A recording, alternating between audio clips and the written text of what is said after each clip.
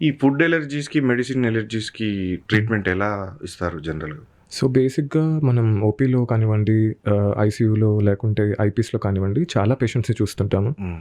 అంటే చిన్న పిల్లల నుంచి పెద్దవారి వరకు ఇది కామన్ సమస్య. ఫుడ్ అలర్జీ కానివ్వండి, డ్రగ్ అలర్జీస్ కానివ్వండి. ఫుడ్ అలర్జీస్ అంటే ఏంటంటే, ఇప్పుడు తిన్న వెంటనే ఇప్పుడు సపోజ్ ఎగ్జాంపుల్ చెప్తాను. ఒక చిన్న పిల్లోడొచ్చారు. 4 ఏళ్ల అబ్బాయి. హ్మ్. మీకు ఇవి కామన్ అలర్జెన్స్ ఉంటాయి. పీనట్ అనుకోండి, శనగకాయ పప్పులు. సో, అవి తిన్న వెంటనే బాడీ పైన ర్యాష్, ఊపిరి తీసుకోవడం ఇబ్బంది, హ్మ్. మీకు కొన్నిసార్లు బీపీ పడిపోవడం ఇవన్నీ ఉంటాయి.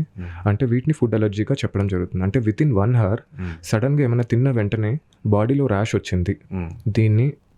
దీనితో పాటు మీకు ఊపిరితిత్తుల ఇబ్బంది అంటే వీజ్ రావడం, దగ్గు రావడం, ఆయాసం రావడము, సడన్‌గా బ్రీతింగ్ డిఫికల్టీ అనిపించడము, ఇవన్నీ కూడా మీకు వితిన్ 1 అవర్ వస్తుంటే దాన్ని ఫుడ్ అలర్జీగా చెప్పాలి.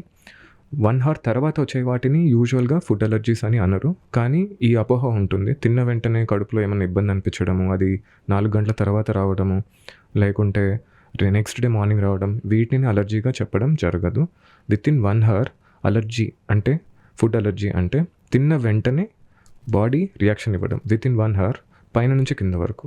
అంటే ముక్కు సమస్య కానివ్వండి, ఊపిరితిత్తుల సమస్య, చర్మము, బీపీ డౌన్ అవ్వడం, ఇవన్నీ వస్తేనే వాటిని ఫుడ్ అలర్జీ అని అనడం జరుగుతుంది. అట్లాగే మనం చూసుకున్నట్లయితే డ్రగ్ అలర్జీ. కామన్‌గా మనము హాస్పిటల్‌లో చూడడం ఏంటంటే, మీరు ఒకసారి హాస్పిటల్‌కెళ్ళి ఎమర్జెన్సీ కానివ్వండి, ఓపీలోకి వెళ్ళినప్పుడు ఒక డాక్టర్ ఏమన్నా యాంటీబయాటిక్ ఇంజెక్షన్ అలాంటిది ఏమన్నా పెట్టినప్పుడు, మీకు ఫస్ట్ చర్మం పైన ఒక టెస్ట్ చేయడం జరుగుతుంది. దాన్ని ఐడీ టెస్ట్ అంటారు. అదేంటంటే మీకు ఆహ్, యాంటీబయాటిక్ టెస్ట్ చేస్తారు. మీ బాడీకి దానికి అలర్జీ ఉండే ఛాన్స్ ఉందా లేదా అని.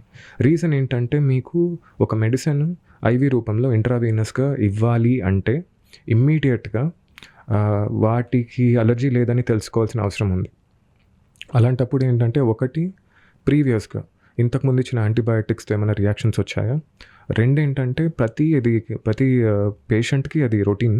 ఏంటి అంటే ఒక పేషెంట్‌కి యాంటీబయాటిక్ ఇచ్చేటప్పుడు చర్మం పైన కానివ్వండి, ఐవీలో కానివ్వండి స్లోగా స్టార్ట్ చేసుకొని ఐవీ అయితే అలర్జిక్ రియాక్షన్స్ ఏమైనా వస్తున్నాయో చూసుకోవడం జరుగుతుంది.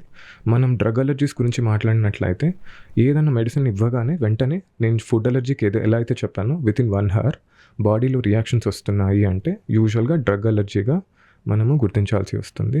మెడిసిన్స్‌తో వస్తే డ్రగ్ అలర్జీస్, ఫుడ్‌తో వస్తే ఫుడ్ అలర్జీస్ ఏవైనా కావచ్చు.